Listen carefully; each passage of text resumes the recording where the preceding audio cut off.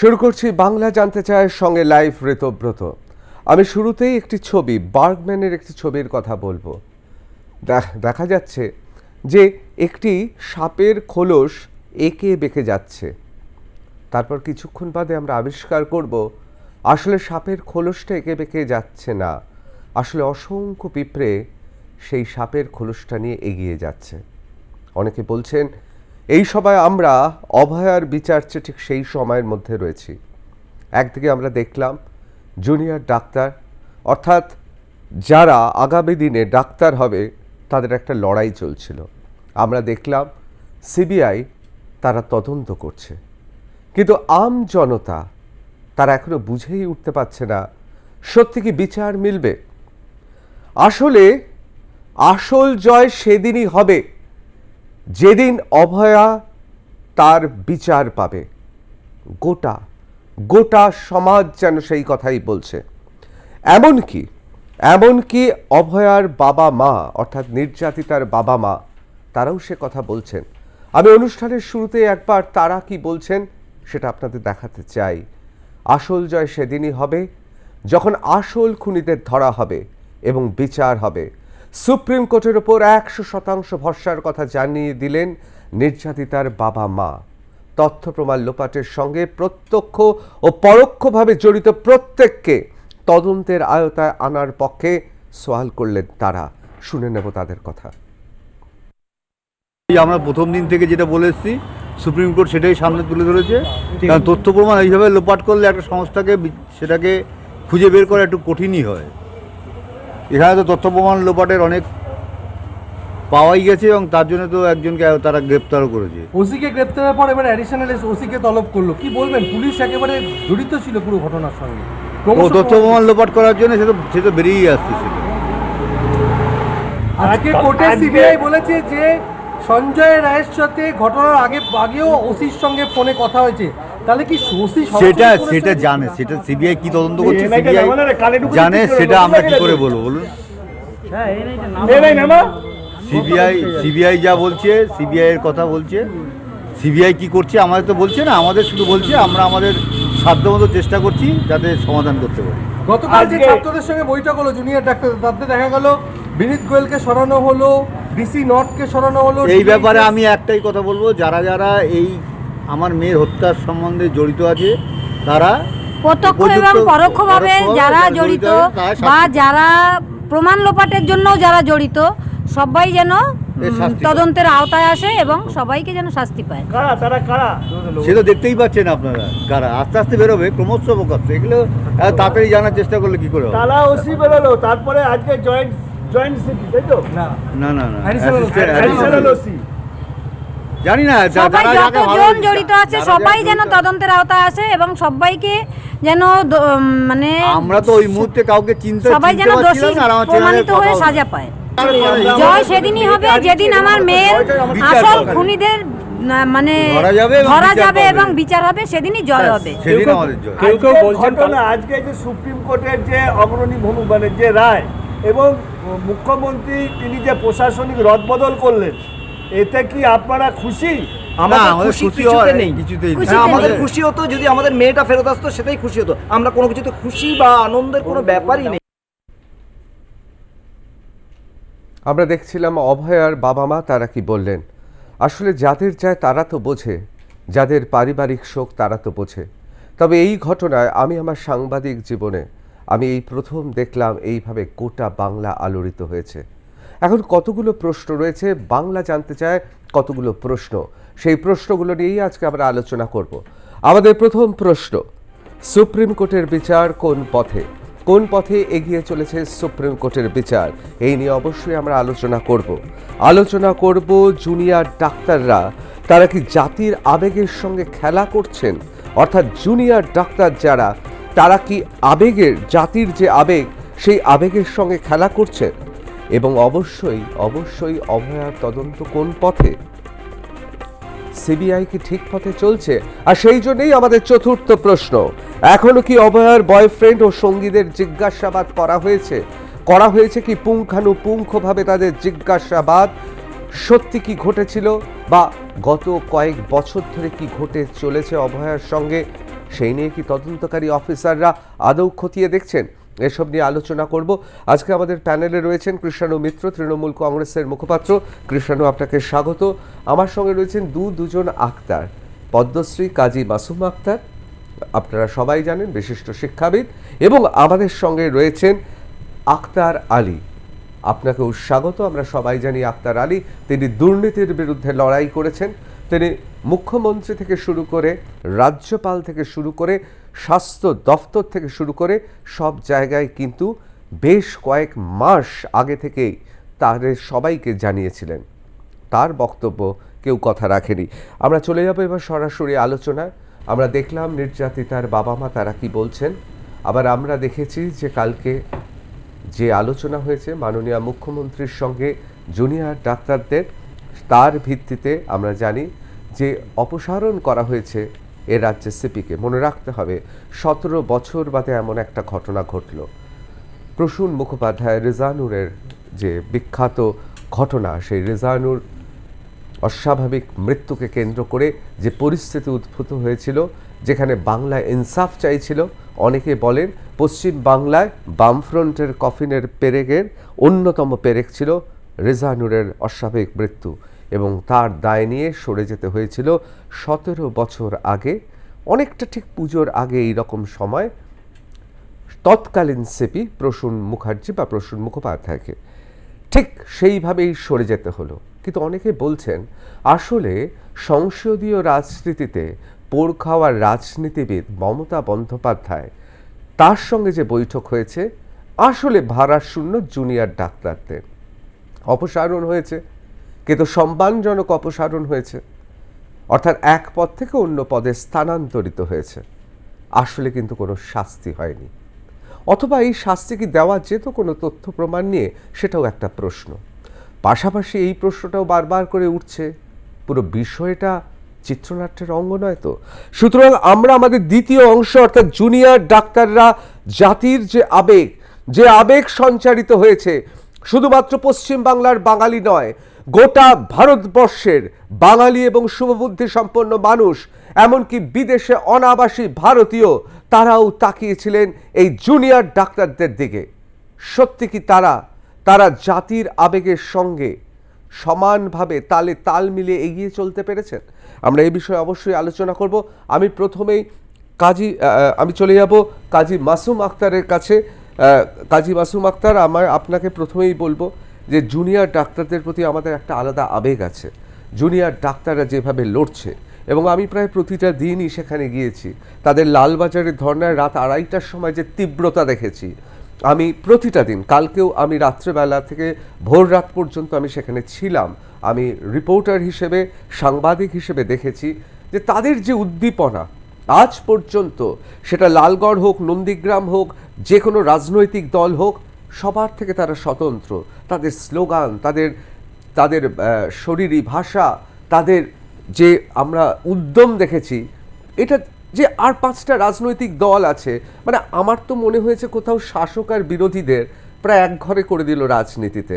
তার কারণ এইভাবে শিক্ষিত, মধ্যবিত্ত, মূল্যবোধের যে বাঙালি রয়েছে, বঙ্গবাসী রয়েছে, কোনো রাজনৈতিক দল তাদের এত কাছে যেতে পারেনি। কিন্তু তা সত্ত্বেও গভীর দুঃখের সঙ্গে বলছি, কোথাও কি মনে হলো যে তারা যে উদ্যম দেখিয়েছে, অবশেষে যা ঘটল সেটা কি এই জাতির সঙ্গে, এ জাতির আবেগের সঙ্গে, বাংলার আবেগের সঙ্গে সত্যি কি মিল খাচ্ছে? কি বলবেন আপনি? দেখুন, আমরা সন্ধিক্ষণে দাঁড়িয়ে আছি। অবশ্যই এই যে আন্দোলন, এই যে আবেগ, এই যে উচ্ছ্বাস, এই যে উন্মাদনা, সেটা যদি তলিয়ে যায়, হারিয়ে যায়, মানুষের প্রেরণা শক্তি হারাবে, আগামীতে উদ্যোগ হারাবে। এখানে তাৎপর্যপূর্ণ বিষয়টা, মাননীয়া যখন বাড়িতে ডেকেছিলেন, গিয়েছিল, ওরাই চেয়েছিল গতকালকের আগে, গত তরশু, তখন বলেছে যে তোমরা যদি আলোচনা না করতে পারো, তোমরা আমাদের সন্তান সম, যদি আলোচনা না করতে পারো, ভিজবে না বাবারা, ভেতরে এসো, চা খাও। ওদেরকে চা খেতে ডেকেছিল। 7 বছর, এই 4-5 বছর ধরে যারা গান্ধী মূর্তির পাদদেশে বসে আছে, ওরা মিট পর্যন্ত করতে পারেনি, সাক্ষাৎকারের এই অভাবনীয় সুযোগ পায়নি, চা খাওয়া তো দূরের কথা। তো ওনারা চা খাননি। পরে যখন 3 ঘন্টা দেরি করে দেয়, অনেক আপোষ করতে চেয়েছিল, আমি ওটা বুঝেছিলাম তখনই যে মাননীয়ার কি ধুরন্ধর বুদ্ধি, তার রাজনৈতিক প্রজ্ঞার কাছে এরা 10 গোল খেয়েছিল সেদিনই। ওই গত তরশুর কথা বলছি, চা খাইনি। 3 ঘন্টা পর যখন বলে সব মেনে নেবো, প্রায় সবই মেনে নেবো, এই 20 মিনিট টাইম দাও, 20 মিনিট টাইম আর মাননীয়া দেননি, জানে ওরা আবার চিঠি দেবে, আসতে চাইবে, তখন বসে ফয়সলা মিটিয়ে দেবো, আজকে করবো না। এটাও তার একটা রাজনৈতিক ওয়েট, এটা ইচ্ছা করেই করেছেন তিনি। তো তারা বেরিয়ে এসে কি বলেছিল, খুব মজার ব্যাপার, তোমার চা তুমি খাও, অভয়ের অপরাধীদের বিচার দাও, তোমার চা তুমি খাও, মানে চাকেও অসম্মান করার কি। তো আমার বক্তব্য, মিছিল মিটিং অনেক হতে পারে। যারা বলছেন, মানে আমি আপনাদেরও বলি, যারা বলছেন এই 6-7 দিন 10 দিন 20 দিন তারা তাদের ডিউটি, তাদের বেতন যেটা, সেটাতে যা পরিশ্রম, আমরা তিলোত্তমাকে জানি 36 ঘন্টা টানা কাজ করছিল, তাই তো তিলোত্তমা? ওরা ওই যে টানা কাজ করতে হয়, ওরা তার বদলে ওই মঞ্চে প্রচুর খাওয়া দাওয়া এসেছিল, বেশ ওই নেচে গিয়ে গান টান, ঢোল কাশি, আনন্দ, নাচ গান, বেশ ভালোই তো এন্টারটেনমেন্ট, আনন্দ, মানে বিক্ষোভটা আনন্দ ঘন বিক্ষোভ, এর মধ্যে কিন্তু সেলিব্রেশন আছে। কিন্তু আপনাকে খুব বুঝতে হবে, গান্ধী মূর্তি, মাতঙ্গিনী মূর্তি পাদদেশে যে শিক্ষকরা 3-4 বছর ধরে কেঁদে গেল, তাদের লড়াইয়ের কাছে এই লড়াই কিন্তু কিচ্ছুটি নয়, তারা পায়নি কিচ্ছু। আর এখানে যেহেতু মানুষের জীবন মৃত্যু ব্যাপার আছে, তাই মাননীয়াকে ডাকতে হয়েছে, আলোচনা করতে। জনগণের আবেগকে পুঁজি করে এই জুনিয়র ডাক্তাররা তাদের এই আওয়াজটা করতে পেরেছে, মাননীয়া তাই তাকে চা কেটে রাখতে পেরেছে। এবং আমি নিশ্চিত করে জানতাম মাননীয়া জিতবেনই, মাননীয়ার কথাই বাস্তবায়িত হবেই, হয়েছেও তাই। এবং আজ থেকে মনে হয় এই আন্দোলনের ইতি ঘটল। তাহলে কি ন্যায় হলো? ন্যায় অসমাপ্ত থেকেই ইতি ঘটা। কিসের বার্তা? ন্যায়টা কি হয়েছে? যে লক্ষ্যে এই আন্দোলন, সেই লক্ষ্য কি বাস্তবায়িত হয়েছে? কয়েকজনের লাভ হয়েছে, যেমন বিনীত গোয়েলের লাভ হয়েছে। তিনি বিনীতভাবে পুলিশ কমিশনার হিসেবে, এত বিনীত পুলিশ কমিশনার দেখি না, তাকে ধন্যবাদ জানাচ্ছি। তাকে যখন মেরুদণ্ড নিয়ে গিয়ে বললো আপনার পদত্যাগ চাই, তিনি রেগে যাননি, তিনি বললেন আসুন আসুন আসুন, এই বলছে না একটু ছবি তুলুন, আচ্ছা তুলুন তুলুন তুলুন তুলুন। তারপর তিনি বললেন আমি চাই না পদত্যাগ, চাই না। মুখ্যমন্ত্রী তাকে পদত্যাগ দেয়নি, মুখ্যমন্ত্রী ওয়েট করছিল কবে আমার কাছে আসবে, একসাথে দুটো কাজ করব। তিনি এডিজি হয়েছেন, সুযোগ পেলে তিনি ডিজি হতেন, যেহেতু অত্যন্ত প্রিয় রাজীব কুমার আছে তাই তিনি ডিজিটা হতে পারেনি, কিছুদিনের মধ্যে উনি ডিজি হবেন, অর্থাৎ পদোন্নতি হবে। আচ্ছা পদত্যাগ করলে হয়টা কি? পদত্যাগ কি কোনো শাস্তি? পদত্যাগ মানে মাননীয়ার কাছে যারা বাধ্য হয়ে পদত্যাগ করে তাদের পদোন্নতি ঘটে, এটা হচ্ছে প্রাইস পোস্টিং। কদিন পরে বাকি যারা আছে তারা পোস্টিং পাবে, এটা কোনো জয়লাভ নয়। তারপরে নাচছে যে আমাদের জয় হয়েছে বলে গান গাইছে, জয়টা কোথায়? তিলোত্তমা আত্মা জয় পেয়ে গেছে। আর আজকে সুপ্রিম কোর্ট বলেছে যে সিবিআই আরো অনেক সময় লাগবে। তাতে কি হয়েছে? ওই ওদের পরিবার, ওর বাবা, তারা কিন্তু 20 বাও জলে পড়েছে। তাহলে বুঝে নিন 7 বছর লেগেছিল নির্ভয়ের ন্যায় পেতে, এটা 8 বছরের গল্প নয় তো। তাহলে জয় যদি হয়, এই যারা পাপি পাপি বলা হচ্ছে, যাদেরকে অভিযুক্ত করা হচ্ছে, তাদের জেলের জন্য ভাবিনি কেন? তারা কি করে জেলে যাবে তার জন্য জুনিয়র ডাক্তাররা লোকের কাছে গিয়ে চাঁদা তুলতে পারত তো, যাতে ওই কপিল সিব্বালের মতো আরো 4টে হাইকোর্টকে সুপ্রিম কোর্টে বা অন্য কোর্টে পাঠিয়ে এদের জেলকে সুনিশ্চিত করা যায়। তা না করে পদত্যাগ চাই, মাননীয় খুব আনন্দ হচ্ছিল, দে পদত্যাগ করে মজা, জাস্ট খিল্লি ঠাট্টা, মানুষের আবেগ জলাঞ্জলি দেওয়া, এতগুলো লোকের কান্না রাস্তায় বিলিয়ে যাওয়া। এই জুনিয়র ডাক্তারদের সাথে আপনি গান্ধী মূর্তি পাদদেশ, মাতঙ্গিনী আজাপুতি পাদদেশের শিক্ষকদের যদি লড়াই দেখেন, এটা নস্যি, এটা কিচ্ছু না। জনগণের আবেগকে ওরা পুঁজি করে, আর এই যে ওরা যে লড়াই করছে, ওরা ওদের কাজে ক্ষতি করে। কত লোকের এই যে বলছে সিনিয়র ডাক্তাররা, তারা নাকি ডবল খেটেছে। আচ্ছা একটা সিনিয়র ডাক্তার, তার যদি 6 ঘন্টা কাজ থাকে, তাকে যদি 24 ঘন্টা খাটানো, তার কি কোয়ালিটি অফ ওয়ার্কটা ভালো হবে? এই কোয়ালিটি অফ কি হয়েছে? এই সিনিয়র ডাক্তাররা কি করেছে? শুধু কলকাতা মেডিকেল কলেজে 500 জন জুনিয়র ডাক্তার যায়নি, আমি তার পরিণতি জানি। অবশ্যই আমি আসছি আপনার কাছে আসছি। একটা জিনিস খুব পরিষ্কার, যে কথা বললেন, অর্থাৎ জুনিয়র ডাক্তাররা যেভাবে মাননীয় মুখ্যমন্ত্রীর কাছাকাছি যেতে পেরেছেন, অন্যরা কি পেরেছেন? আসলে এই দোষটা কিন্তু প্রশাসনকে শুধু দিয়ে লাভ নেই। তার কারণ গ্রামের কৃষক যখন খালি গায়ে মাঠে লড়াই করে, তাদের আমরা দেখাই না। আমাদের চোখ থাকে শুধুমাত্র খালি গায়ে যদি কোনো চিত্র তারকা থাকেন, সেই চিত্র তারকা অর্থাৎ যখন আমরা চিত্র তারকার পৌরষ তার বিভিন্ন শরীরের অঙ্গ প্রত্যঙ্গ দিয়ে তার নায়কোচিত শারীরিক এবং দৈহিক সৌষ্ঠব্য আমরা তুলে ধরি, আমরা তুলি না কিন্তু শীর্ণকায় খেটে খাওয়া সত্যিকারের যারা নায়ক এই সভ্যতার, সেই কৃষকদের। কিন্তু প্রশ্নটা হচ্ছে তাহলে কে জিতলো কে হারলো? আমি অবশ্যই চলে যাব একবার কৃষাণুর কাছে, এবং তার আগে একবার আপনাদের জানিয়ে দিই ইতিমধ্যেই ঋষিরাজ মহান্তি বিশিষ্ট আইনজীবী তিনিও চলে এসেছেন আমাদের মধ্যে। স্বাগত আপনাকে, আপনার কাছেও আসছি ঋষিরাজ। আমি একবার কৃষাণুর কাছে চলে যাবো। কৃষাণু, কি মনে হচ্ছে কোথাও কি তাহলে জুনিয়র ডাক্তার আর মাননীয় মুখ্যমন্ত্রী মমতা বন্দ্যোপাধ্যায় যে বৈঠক হলো, যে উদ্ভূত পরিস্থিতির সৃষ্টি হয়েছে, সেক্ষেত্রে প্রথমে একটু ব্যাকফুটে থাকলেও আবার মাননীয় মুখ্যমন্ত্রী মমতা বন্দ্যোপাধ্যায় আবার ফ্রন্ট ফুটে চলে এলেন? দেখো, প্রথম কথা হচ্ছে যে প্রথম থেকেই শুরু করি যে একটা অত্যন্ত নক্কারজনক, অত্যন্ত লজ্জাজনক ঘটনা ঘটেছে, এটাতে কোনো দ্বিমত নেই। বিরোধীরা বা তথাকথিত সুশীল সমাজ বা আমার দল, আমাদের সরকার, সকলে এই বিষয়ে একমত যে একটা অত্যন্ত জঘন্য ঘটনা ঘটেছে, অনভিপ্রেত এবং লজ্জাজনক। বিশেষ করে শাসক দলের একজন প্রতিনিধি রূপে বলছি, আমাদের জন্য তো লজ্জাজনক।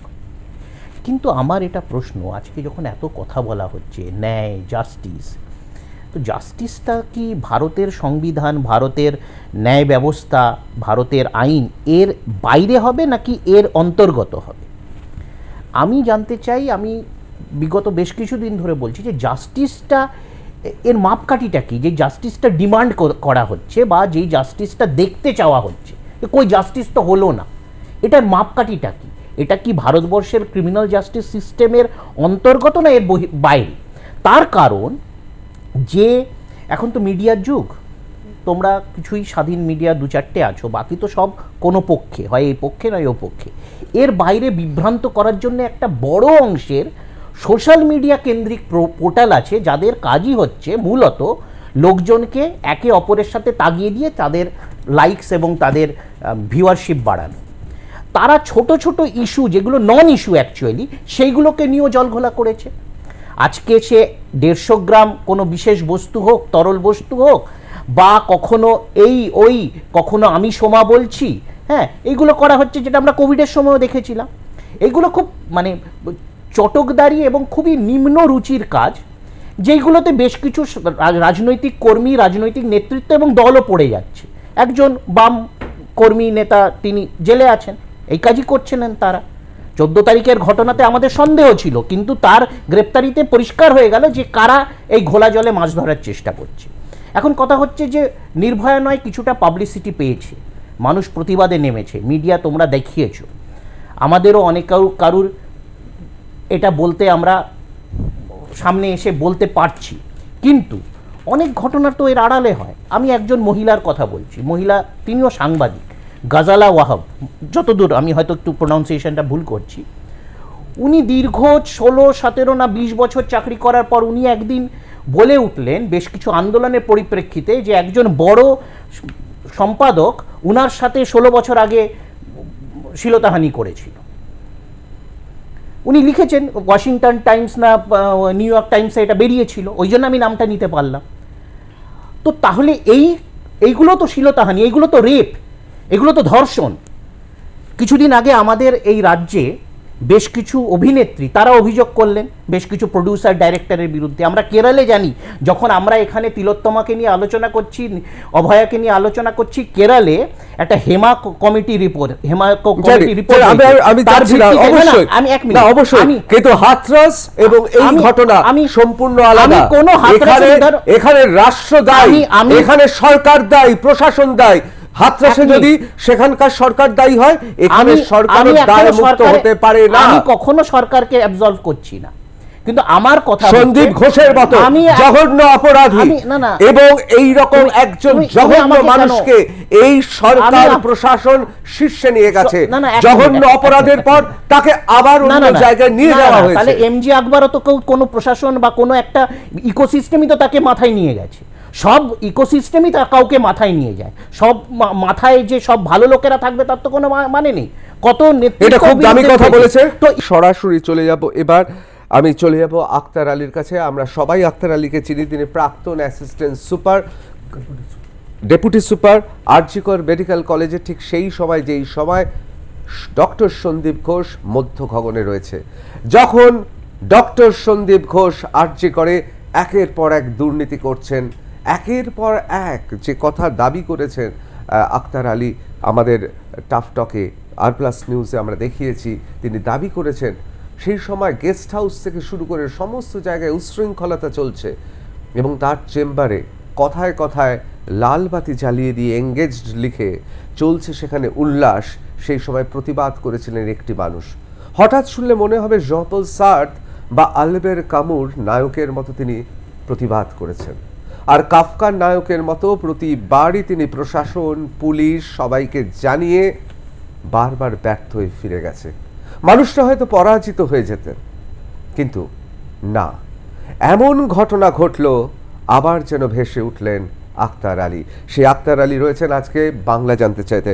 আমি প্রথমে আপনার কাছে জিজ্ঞেস করব, আমরা তো ডক্টর সন্দীপ ঘোষ তা নিয়ে আপনার সঙ্গে কথা বলেছি, মানুষও এখন জেনে ফেলেছে আপনি তো রাজ্যপাল থেকে শুরু করে, আপনি মুখ্যমন্ত্রীর দফতর থেকে শুরু করে স্বাস্থ্য দফতর, সব জায়গায় সেই সময় আপনি আবেদন করেছিলেন, আপনি যা বলতে চেয়েছিলেন আমি এগুলো সবই জানি, আমরা আপনি বলেছেন। কিন্তু আমি যে বিষয়টা আজকে আলোচনা করব, কোথাও কি মনে হচ্ছে যে জুনিয়র ডক্টর, যে মেধাবী উজ্জ্বল মুখের ছেলেগুলো, মেয়েগুলি, তাদেরকে দেখে আমরা উদ্দীপ্ত হচ্ছিলাম। আমরা ভাবছিলাম এই বস্তা পচা শাসক আর বিরোধী, এবার এদের রাজনীতির পন্থাগুলো চিরতরে মুছে যাবে বাংলা থেকে। এই উজ্জ্বল ছেলে মেয়েগুলো, এরাই ভবিষ্যৎ, এরাই আমাদের ভবিষ্যৎ, এরাই আমাদের আবেগ। সেটা একটা দুটো মানুষ নয়, আপামর জনগণ। সেখানে আমি নিজে দেখেছি 82 বছরের বৃদ্ধা ভদ্রমহিলা রাত 2:30টার সময় দাঁড়িয়ে আছেন সেখানে, অনেক আশায় বুক বেঁধে গিয়েছিল যে আমাদের এখানে অপদার্থ শাসক, অপদার্থ বিরোধী, অপদার্থ রাজনৈতিক দলগুলোর মধ্যে উজ্জ্বল ব্যতিক্রম। অন্ধকার আকাশে বিদ্যুতের মতো ঝলকে উঠেছে তীক্ষ্ণ মেধার এই জুনিয়র ডক্টররা। তারা কি জাতির আবেগের সঙ্গে ছেলে খেলা করলো? কি মনে হচ্ছে? দেখুন, আমি সব থেকে আগে বলবো, বাঙালি হিসাবে আমরা গর্বিত। তার কারণ হচ্ছে অন্যায়ের বিরুদ্ধে আন্দোলন করা, প্রোটেস্ট করা, এটা আমাদের রক্তের মধ্যে আছে। আমি যদি বাংলার ইতিহাস দেখি তাহলে মানে স্বর্গীয় ক্ষুদিরাম বোস থেকে আরম্ভ করে নেতাজি সুভাষচন্দ্র বোস, বিনয় বাদল দীনেশ বলুন, সবাই মানে আমাদের রাইটের জন্য, আমাদের ফ্রিডমের জন্য টাইম টু টাইম লড়ে গেছেন, নিজের প্রাণের আহুতি দিয়েছেন। সিমিলারলি আমি যদি অনারেবল চিফ মিনিস্টারের হিস্ট্রিটা একটু হাইলাইট করি, তাহলে উনি নন্দীগ্রাম, সিঙ্গুর, ইভেন রিজওয়ানুর হত্যাকাণ্ড ওনার জন্যেই মানে জাস্টিস পেয়েছিল। এবার এই ছেলেরা যদি তিলোত্তমার জন্য, জাস্টিসের জন্য ফাইট করছে, তাহলে আনজাস্টিফাই কোথায়? আমি ওদের সঙ্গে দেখা করে এসেছি, এটার মধ্যে কোনো কালার নেই, কোনো রাজনীতি কিছু নেই, একদম পুরো সিকুলার। ওরা ছোট আমার ভাইয়ের মতন, ছোট বোনের মতন। ম্যাডাম নিজে গিয়ে বললেন কি আমি দিদি হিসাবে তোমাদের কাছে এসেছি, ম্যাডাম নিজেও গেছেন, আমি পরশুদিন গিয়েছিলাম ওদের সঙ্গে দেখা করে। আপনি যেটা বললেন, ওখানে শুধু স্টুডেন্ট না, ওখানে সিভিলিয়ানও আছে, বয়স্ক লোকও আছে, ছোট বাচ্চাও আছে।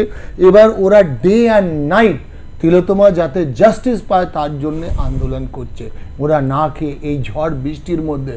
তো ওদের একটু সময় দিতে হবে, ওদের ঘা এখনো তাজা আছে, ঘাটা না কোথাও কি মনে হচ্ছে বাচ্চা পেয়ে মানে জুনিয়র ডাক্তার। দেখুন, মমতা বন্দ্যোপাধ্যায় আপনি তো মানবেন 1984 সাল থেকে সংসদীয় রাজনীতিতে অগ্নিকন্যা, বিদ্রোহিনী তিনি দীক্ষা নিয়েছেন। তার মতো এই ধরন ছকভাঙা রাজনীতি এই মুহূর্তে ভারতবর্ষেও কম আছে। যেহেতু ভারতীয় জনতা পার্টির প্রতিনিধি নেই, আমি তাই কিছু বলছি না, কিন্তু কোথাও যেন মনে হয় যে তার যারা বিরোধিতাও করে তারাও তাকে সমীহ করে চলে। সেটিং বলবো না, কিন্তু সমীহ করে চলে।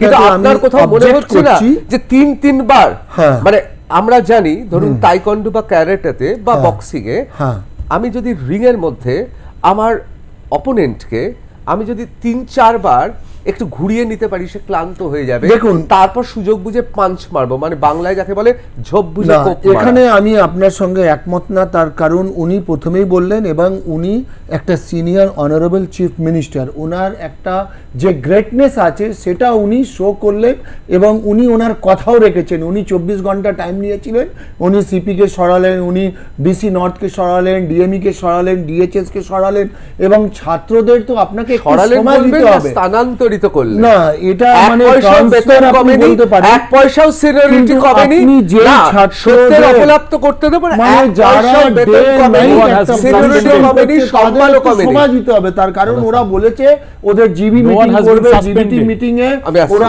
আলোচনা করবে, ওরা ডিসিশন নিয়ে জানাবে।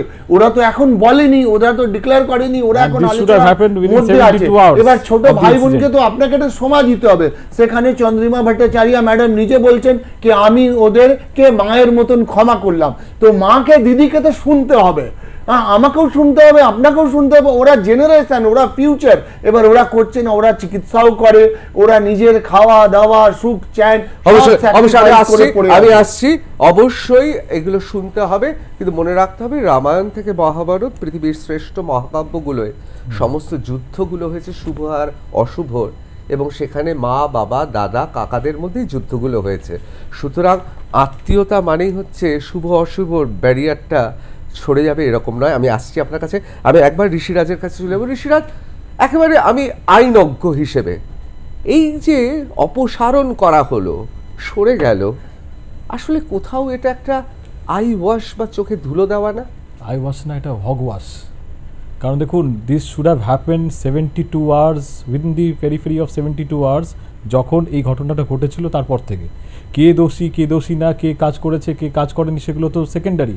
কিন্তু যখন আমি একজন ডিজি বসে আছে, একজন সিপি বসে আছে, আর যারা যারা পদাধিকারী ছিলেন, যারা যারা ল অ্যান্ড অর্ডার মেনটেন করতে আছেন, ইন দ্যাট কেস সেই সময় তাদের ফোর্স রেজিগনেশন হোক, সাসপেনশন হোক, ডিউ প্রোটোকলস মেনে তখনই করা উচিত ছিল। তার জন্য তাকে আলাদা করে মানে প্রশাসনিকভাবে ডাক্তারদের, আমার মনে হয় না, with due respect to their আন্দোলন যেটা ওরা করছেন, তার জন্য আলাদা করে ডাক্তারবাবুদের ওনাকে ধন্যবাদ দেওয়ার এমন কোনো কিছু হয়নি। কারণ ধন্যবাদ তখন হতো যদি 72 ঘন্টার মতন মাতৃত্ব যদি হয়। she is the administrative guardian of the state, being the chief minister of West Bengal. In that case she should have taken it. আর উনি তা তো শুধু নয়, উনি হোম মিনিস্টারও, উনি হেলথ মিনিস্টারও। তো উনার যতগুলো মিনিস্ট্রি উনি আছেন নিয়ে, সেই সব মিনিস্ট্রি এখানে কনসার্ন এই সব ডিসক্রিপেন্সির জায়গায়। যেরকম আজকে সুপ্রিম কোর্ট পয়েন্ট আউট করেছেন, আপনি জানেন হয়তো, আমাদের honourable chief justice of India, যদি কিছু ভুল হয় তাহলে ক্ষমা করতে হবে, কিন্তু কোট আনকোট বলতে পারবো না, কিন্তু উনি কিন্তু একটা স্পেসিফিক ব্যাপার, যেটা আমি কালকেও আপনাদের এখানে লাইভে বলেছিলাম, যে পিএমআর চালান, পোস্টমর্ট যারা আনএনএসিস্টেড তাদের হলো পোস্টমর্টেম চালান। সেখানে সরকার পক্ষের আইনজীবী কপিল সিবাল সাহেব, ওনার যুক্তি ছিল যে 1997-এর পর থেকে এটা স্টেট অফ ওয়েস্ট বেঙ্গলে হয় না। তো তখন উনি ওটাকে রিভিউট করে উনি বলেছিলেন যে এটা কোনো কথা হলো যেটা যদি স্ট্যাটুটে থাকে তাহলে তোমরা করবে না কেন। Even the CBI has been instructed, it may be some other word, ইনস্ট্রাকশনের জায়গায়, যে look into this matter, যে কেন এখনো পর্যন্ত পিএমআর চালান, কারণ এই পোস্টমর্টেম চালানটা is a very important integral part of the investigation procedure, ওটা কেন করা হয়নি, কেন এফআইআরটা করতে এত ঘন্টা লেগে গেল, আর কেন পোস্টমর্টেমটা আফটার সানসেট হলো, কেন পোস্টমর্টেমটার এত কি এক্সিজেন্সি, এটা কার পোস্টমর্টেম করা হচ্ছিল? ক্ষুদিরাম বোসের তো পোস্টমর্টেম করা হচ্ছিল না।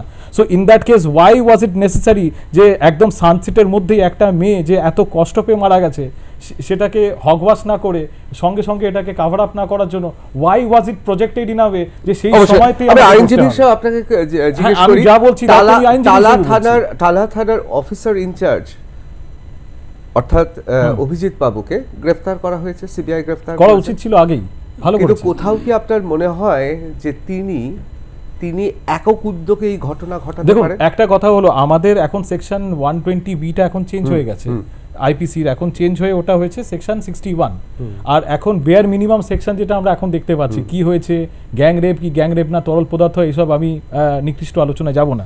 কিন্তু একটা জিনিস ফ্যাক্ট, যে এখানে 302 যেটা এখন 101, 103 হিসেবে বিএনএস ভারতীয় ন্যায় সংহিতা হিসেবে করা হচ্ছে, আর 120(b)টা এখন সেকশন 61 বিএনএস হয়েছে।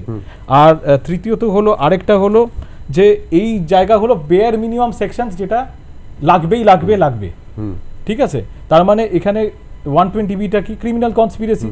তো যখন ক্রিমিনাল কনস্পিরেসির ব্যাপার আসছে সেখানে একবার টালা ওসিকে দেখা যাচ্ছে, একবার কোনো এসআইকে দৌড়াতে দেখা যাচ্ছে, সিভিআরও দপ্তরই দৌড়াচ্ছে। কিন্তু কোথাও মনে হচ্ছে না যে একজন ওসি একজন এসআই নয়, আসলে এর ওপরে আর কেউ আছে? এরা তো পারে না। আমি দীর্ঘদিন ক্রাইম রিপোর্টিং করেছি, আমি এই ওসি যাকে সিবিআই গ্রেফতার করেছে জঘন্য এক অপরাধের জন্য অভিযোগে, আমি বলছি না প্রমাণিত নয়, কিন্তু আমি এটুকু আবার বলবো, এটা যদি আমি অস্বীকার করি তাহলে আমার সাংবাদিক সত্তার সঙ্গে অস্বীকার করব।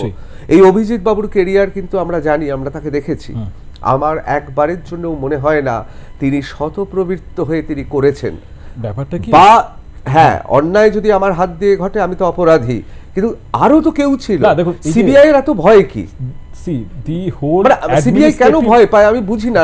নারদা সারদাতে ভয় পেয়েছে কারণ ছিল the whole administrative setup is part of the system and the system is having two parts here. যেই সিস্টেম নিয়ে আমরা কথা বলছি, একটা হলো হেলথ মিনিস্ট্রি, আবার আসছি হোম মিনিস্ট্রি, চিফ মিনিস্ট্রি আছে নিজের জায়গায়, ওটা হলো অ্যাডেড বোনাস।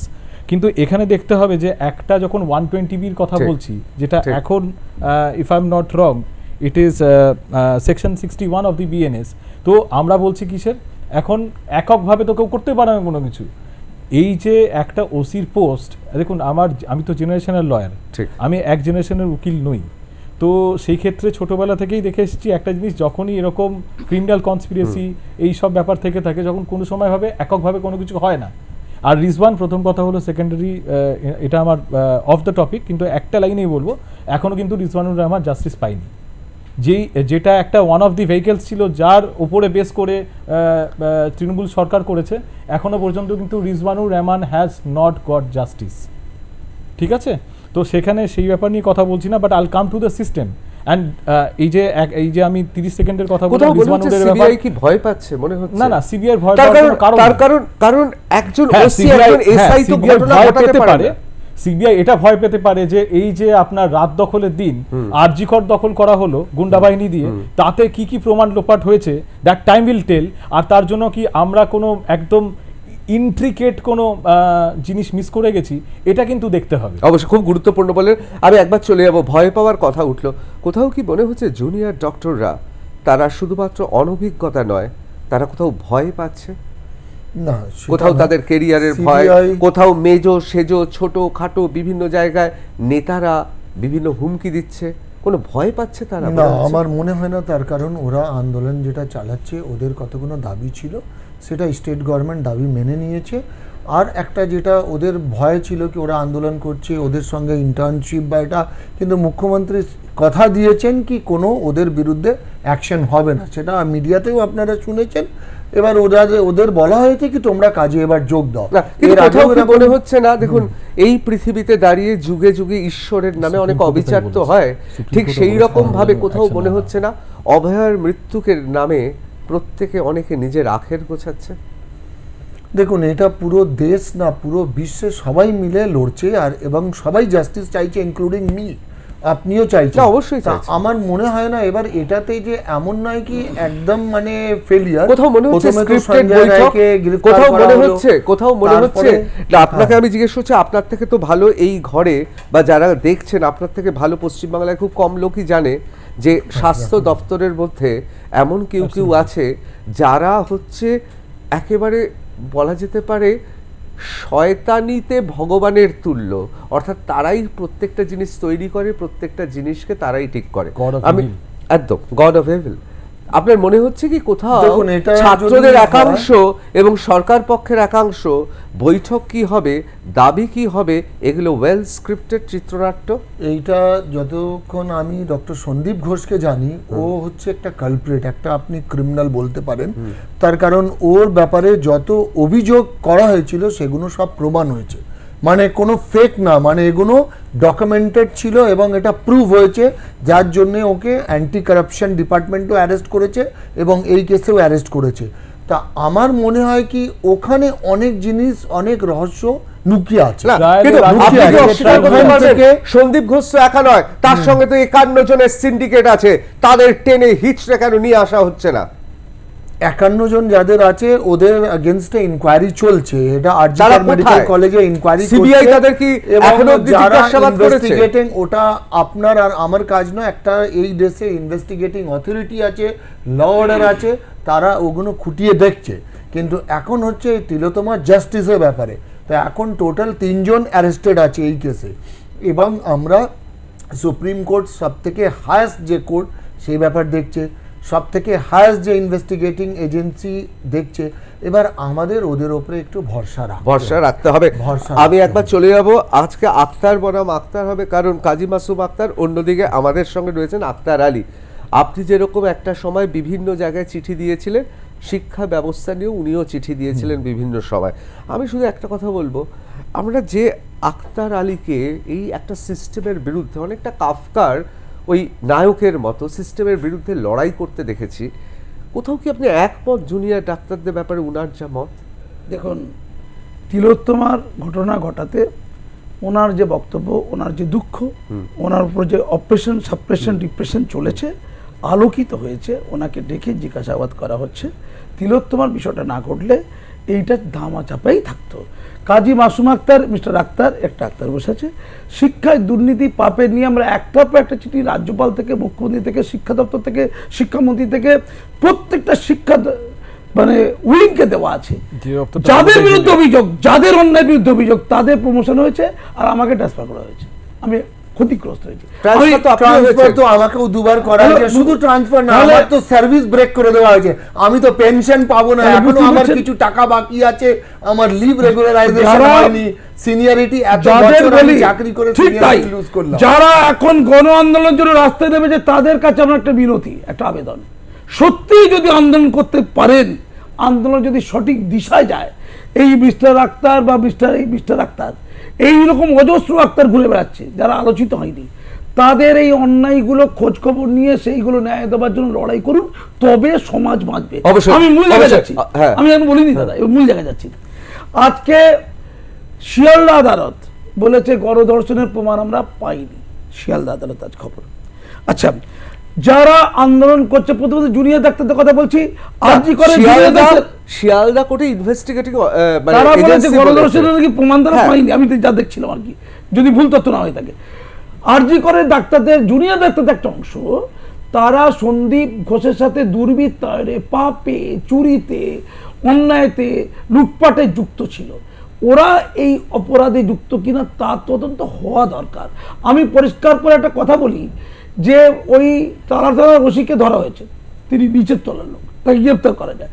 টালাতলার ওসি কার নির্দেশে করেছে, ফরেন্সিক অফিসার কার নির্দেশে করেছে, দিয়াল বেগা কার নির্দেশে হয়েছে, অ্যাসিস্ট্যান্ট সুপার, উনি যেমন অ্যাডিশনাল সুপার, অ্যাসিস্ট্যান্ট সুপার বলেছিল এটা আত্মহত্যা কে করতে বলেছিল, এবং এই যে সুপার তার কি, আমাদের যে এই যে কমিশনার এই যে এনার কি ভূমিকা ছিল, স্বাস্থ্য সচিবদের কি ভূমিকা ছিল, তাহলে এদের শুধু ট্রান্সফারটাই শাস্তি আর টালাটালা ওসির গ্রেপ্তারটা শাস্তি, তাহলে এদের শাস্তি অন্য না। আমি বলি শুধু একটা কথা, আমি জুনিয়র ডাক্তার যারা আনন্দ পাচ্ছে তাদের জন্য বলছি, এই বিনীত গোয়েলকে বিনীত হতে দেখেছি আমি, তার বিরুদ্ধে অন্যায় পাপের পূর্ব রিপোর্ট তেমন জানা নেই, কিন্তু মাননীয়া যাকে এখন পুলিশ কমিশনার করেছেন, সেই নাম হচ্ছে মনোজ ভার্মা, তার বিরুদ্ধে বাম আমলে বলা হয়েছিল ইনি হচ্ছেন সিপিএম এর দালাল খুনি।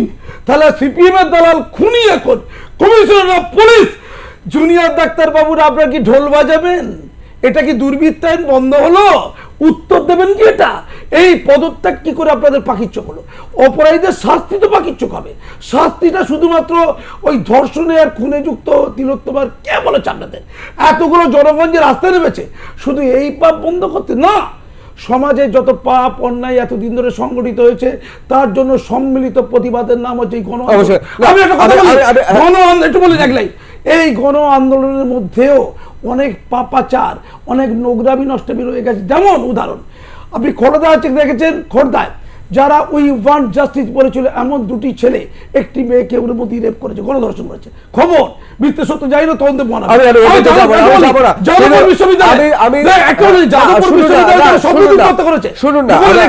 বলি যাদবপুর বিশ্ববিদ্যালয়ে যা স্বপ্নদীপকে হত্যা করেছে অপরাধীরা, যাদের বিরুদ্ধে অভিযোগ বিশ্ববিদ্যালয় জেনেছে, তারা তিলোত্তমার জন্য যাদবপুর অঞ্চলে আন্দোলন নেতৃত্ব দিচ্ছে। ফলে আন্দোলন করলে আন্দোলন হয় না।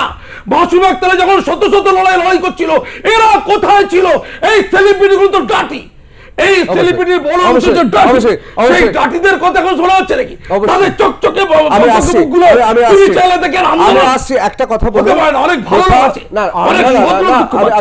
অনেক ত্যাগী লোক দুঃখ পাচ্ছে, সত্যি করে কিছু লোক অন্যায় বিরুদ্ধে আমি লড়েছি আমার 18 মাস, কিন্তু আমি খুব গর্বিত হিসাবে বলছি আমার অনেক ক্ষতি হয়েছে, কিন্তু জাস্টিস হয়েছে। 4 জন জেলে আছে এবং 4 জনকেই কারাপশন কেসে তোলা হয়েছিল। প্রথমে যখন আফসার আলী খান, বিপ্লব সিংহ, সুমন হাজরা এবং ডক্টর সন্দীপ ঘোষকে, এখন ডক্টর সন্দীপ ঘোষকে এই মার্ডার কেস অ্যান্ড রেপ কেসে তোলা হয়েছে।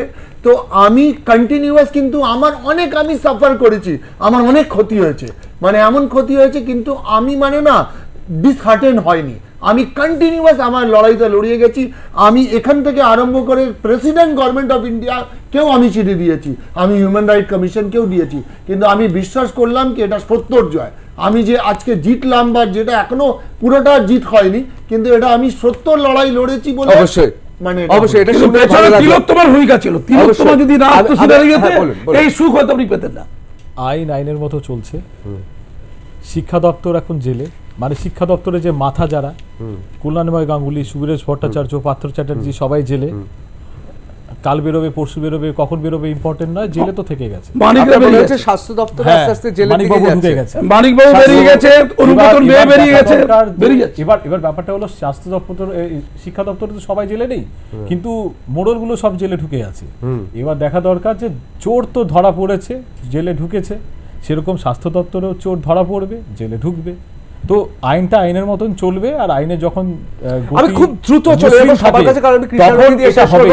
আপনি কি মনে করেন সমাজের বিভিন্ন স্তরের মানুষ যেভাবে সত্যের পক্ষে ডাক দিচ্ছে, বস্তা পচা শাসক আর বিরোধী রাজনৈতিক বিভিন্ন পন্থাকে দূরে সরিয়ে রেখে রাত দখল থেকে মহালয়ার ভোট দখল হবে কি হবে না সেদিকে তো আমাদের চোখ থাকবে, মনে হচ্ছে এই আন্দোলন চলবে সাধারণ মানুষ? দেখুন, এই আন্দোলনের এটা বহিঃপ্রকাশ, মনের ভেতরে আমি আপনি যারা যারা সাধারণ মানুষের, যারা হয়তো ভোট ছাড়া অন্য কোনো অস্ত্র প্রয়োগ করতে পারে না, তাদের কাছে মিডিয়া নেই, তাদের কাছে পুলিশ নেই, তাদের কাছে উকিল নেই, তাদের কাছে শাসন ক্ষমতা নেই, তাদের কাছে একটা জিনিস আছে ভোট, সেটাও তারা অর্ধেক সময় দিতে পারে না। তো সেই জায়গায় দাঁড়িয়ে আজকে এই আন্দোলনটা কিন্তু তাদের মনে এত দিন ধরে প্রতিনিয়ত চলছিল। একটা তিলোত্তমা, আজকে একটা অভয়া, সেটা একটা ক্যাটালিস্ট হিসেবে, একটা ট্রিগার হিসেবে কাজ করেছে, যার জন্য আজকে এই আন্দোলনটা, মনে মনে থাকা আন্দোলনটা রাস্তায় এসে গেছে, রাতে এসে যাচ্ছে, আগামীতে ভোরেও আসবে, কালকে দেখবেন নবান্নতেও আসবে। অবশ্যই আমি একবার কৃষ্ণানুর কাছে চলে যাবো। কৃষ্ণানু, আমি জানি শাসক দলের মুখপাত্র হিসেবে এই জবাবটা দেওয়া খুব অস্বস্তিকর। যারা বিশেষ করে যাদের নাম বারবার উঠে এসেছে, তাদের পদোন্নতি হয়েছে বলবো না, কিন্তু তাদের একটা স্থান থেকে আরেকটা স্থানে স্থানান্তরিত করা হয়েছে। আর যারা সত্যের বিরুদ্ধে লড়েছে, আমার সামনে 2 আক্তার বসে আছেন, কাজী মাসুম আক্তার এবং আমার সঙ্গে বসে আছেন আক্তার আলী, এদের ক্ষতি হয়েছে। আমার বক্তব্য হচ্ছে মা মাটি মানুষের সরকার, যেখানে মমতা বন্দ্যোপাধ্যায়, এই যুগটাকে অনেকে বাংলায় রাজনীতিতে মমতার যুগ বলেন, যেখানে আমি অস্বীকার করতে পারবো না বা কেউ বলতেও পারবে না যে মমতা বন্দ্যোপাধ্যায়ের বিপরীতে এখনো পর্যন্ত কোনো মুখ এসে দাঁড়িয়েছে। সেই সময় দাঁড়িয়ে সরকারের শীর্ষে পৌঁছায়নি, যারা সত্যের পক্ষে লড়ছে তাদের ক্ষতি হচ্ছে, আর যারা অন্যায়ের সঙ্গে রয়েছে তারা পদোন্নতির পর পদোন্নতি পেয়ে যাচ্ছে। কোথাও কি তাহলে একটা ফাঁক আছে? দেখো, 55 মিনিট শো হয়েছে, আমি একবার বলেছি 1.5 থেকে 15 একমাত্র রাজনৈতিক দলের প্রতিনিধি, এটাও মানতে হবে, আর কাউকে ডাকিনি। তাহলে তো আমরা 30 দিন ধরে যে আলোচনা শুনছি তার থেকে বেশি সমৃদ্ধ হলাম না আমি, কিন্তু ওই একই কথাগুলো আবার এখানে রিপিট হলো, নতুন কিছু শুনলাম না। মাসুমদা নতুন কোন ঘটনা, নতুন কোন আমি শুনিনি, নতুনটা শুনে নিন, আপনাকে আটকাই না, আপনাকে শুনে আপনি শুনে নিন, আমি আটকাইনি আপনাকে, না আপনি আবার ওখানে মিথ্যাচার করছেন, আপনি ওখানে মিথ্যাচার করছেন। তার কারণ হচ্ছে, যদি আইনের ছাত্র বলে যে বিনা কনভিকশনকে বলে যে চোর জেলে গেছে, তাহলে তার থেকে বড় সত্যের অপলাপ আর কিছু হয় না। যদি সেটা আইনের ছাত্র বলে, অজ্ঞ ব্যক্তি বলছে বুঝিয়ে দিলাম, বা রাজনৈতিক অভিসন্ধি নিয়ে বলছে, তো উনি হয় আর রাজনৈতিক অভিসন্ধির শিকার, আর নয় উনি তাহলে- অজ্ঞ। তাহলে আইনত। অনেকজনকে আচ্ছা, তাহলে শুনুন, এরকম- এবার এরকম দেখতে বিষয়টা গেলে হচ্ছে, ঋষিরাজ, চালানটার আজকে- কথাই বলি, আজকে চালানটা- অনেকজনকে ঋষিরাজ, মাওবাদী বলা একটু- হয়েছে। না, ঋষিরাজ, একটু কৃষাণুকে বলতে দিতে হবে। দাদা না, নিশ্চয়ই দেখুন, বলতে এখানে- দেবো, আমার এখানে তো অসুবিধা নেই, সত্যি- নিশ্চয়ই I do respect his, এটা his respect representation. করছে, এটা না, respect শুনুন, করছে। না, না, আমার That is what I want. ভাইকে দিয়ে আজকে respect মাওবাদী তো জানাই। বলা হয়েছে, কারণ না, তাদের কিন্তু এখন বিষয় পাওয়া হচ্ছে, যায়নি। ধন্যবাদ একবার। আজকে আজকে এটা প্রমাণিত হলো চালানের কথাটা মিথ্যে ছিল, ওই চালানও দেওয়া হয়েছে, যদিও সেই চালানটা 97 থেকে আনইউজড, ওই জায়গায় একটা অন্য জিনিস ইউজ হয় যেগুলো আরো মডার্ন কিছু বেরিয়ে গেছে। দ্বিতীয় কথা হচ্ছে যে স্যার, কিন্তু ভিডিও চালানই 27 আছে। মিনিটের ভিডিওর মিথ্যাচার এতদিন করা হলো, এই কালো কোট পরা লোকগুলো করেছে, এখনো করে যাচ্ছে। উনার 150 গ্রাম জিনিসটা শুনতে হয়তো খারাপ লাগছে, কিন্তু উনারই একজন সহজাত এটাকে সুপ্রিম কালোকোটি স্টেট অফ ওয়েস্ট বেঙ্গলকে আপনার বাঁচাচ্ছে সুপ্রিম বিভিন্ন কোর্টে গিয়ে। ভুরি ভুরি মিথ্যাচার করা হয়েছে। দ্বিতীয় কথা আমি বলে রাখি, যদি অভিসন্ধিটা এটা হয়, জুনিয়র ডাক্তারদের দাবি থাকতেই পারে, কিন্তু তাদেরকে ব্যবহার করে যদি মনে হয় যে কোনো অন্য রাষ্ট্রের কিছু রিল দেখে আমি উদ্বুদ্ধ হয়েছি এবং গণতান্ত্রিকভাবে আমি একটা সরকার এবং একটা দলকে সরাতে পারছি না, প্রমাণ সাপেক্ষ। তার জন্য এটার জন্য বন্দুকটা সেই বাচ্চা বাচ্চা ছেলেমেয়েগুলো ঘাট দিয়ে চড়ি, প্রমাণ তাদেরও সাপেক্ষ। সেগুড়ে বাড়ি এরকম পেছনে বসে চিড়বিড়ি করে যেতে হবে, প্রমাণ এর অন্যথা সাপেক্ষ। কিছু হবে না। প্রমাণ মানুষ সাপেক্ষ। গণতান্ত্রিক ভাবে অত যদি সাহস থাকে, ভারতবর্ষের আইন যেটা বলছে আগামী দিন নিজেদের দল করুন বা কোনো প্রতিষ্ঠিত সেইদিকেই দলে হচ্ছে। যুক্ত হন, ভোট লড়ুন, আমাদেরকে নির্বাচনে হারাক, তারপরে নবান্নতে আপনারা যান ভোট না, কে করতে দিন। আপত্তি করেছে?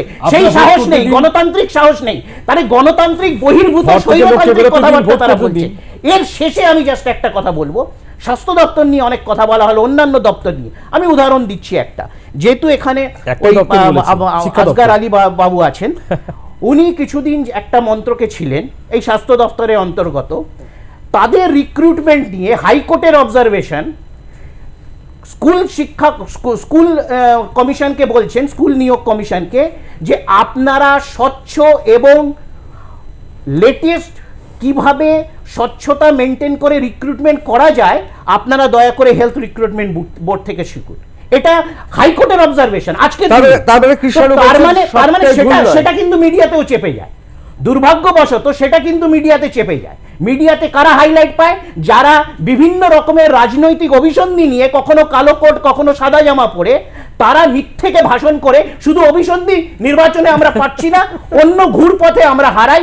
কেন কি একটা পাশের রাষ্ট্রতে আমরা রিল দেখেছি যে এইভাবে তারা পাশের রাষ্ট্র থেকে সরকার বাংলা দখল শেখে। করেছে, অবশ্যই, কিন্তু আমি আসছি, ভারতবর্ষ ভারতবর্ষ এখানে আসছি। ওইভাবে অগণতান্ত্রিক হবে না, তাদের ঠাই হয় জেলে হবে, নয় কোনো অরণ্যতে থাকবে। অবশ্যই বাংলাদেশ অবশ্যই থেকে একটা শেখে না, কথা বাংলা খুব চালু বাংলাদেশ থেকে হয়েছে শেখে। সোশ্যাল মিডিয়াতে, রাত দখল করে ভোট দখল করে হবে না, পশ্চিমবাংলার রাজনীতির ইতিহাস বলে বুথ দখলই এখানে শেষ কথা গণতন্ত্রের। শুনলেন তো? মনে রাখবেন দিল্লিতে একটা সরকার চলছে, সেই সরকারের আন্দোলন, সেই সরকারটা যে আন্দোলনে উঠে এসছে তারাও ছিল কোনো রকম রাজনীতির মধ্যে নয়, কিন্তু শস্যের মধ্যে ভূত লুকিয়ে নেই তো। ঠিক কথাই তো বলেছেন কৃষাণু, পারবে তারা ভোটে দাঁড়াতে যদি এর মধ্যে কোনো ক্ষুদ্র সংকীর্ণ ব্যক্তি অথবা দলের স্বার্থ থাকে? তাহলে কি আরও একটা অরবিন্দ কেজরিওয়াল এখান থেকে জন্ম নেবে না? এখন মুশকিল হচ্ছে একটা সন্ধিক্ষণের মধ্যে আমরা দাঁড়িয়ে আছি, যেই সন্ধিক্ষণটা এই ভোটে বিভিন্ন অনুপাত, বিভিন্ন অঙ্ক, বিভিন্ন সমীকরণের মধ্য দিয়ে যায়, কিন্তু সাধারণ মানুষ তারা কিন্তু বোধহয় এবার শুধুমাত্র কারোর মুখাপেক্ষী হয়ে থাকবে না, এবার বোধহয় পথে নামবে। মনে রাখবেন, নির্যাতিতা তিলোত্তমা বলুন, অভয়া বলুন, যাই বলুন, তার কিন্তু চোখের জল বেরোয়নি, বেরিয়েছিল লাল রক্ত। সুতরাং সে কি হয়ে উঠবে এই সিস্টেমের প্রথম শহীদ? জানি না, সময় বলবে। আমি অসংখ্য ধন্যবাদ দেব প্রত্যেক বক্তাকে, কৃষাণু, কাজী মাসুম আক্তার, আক্তার আলী এবং ঋষিরাজকে। বাংলা জানতে চায় সঙ্গে লাইভ ঋতব্রত এখানে শেষ করছি। অন্যান্য খবরের জন্য চোখ থাকুক আর প্লাস নিউজে, সবার আগে সবার পাশে।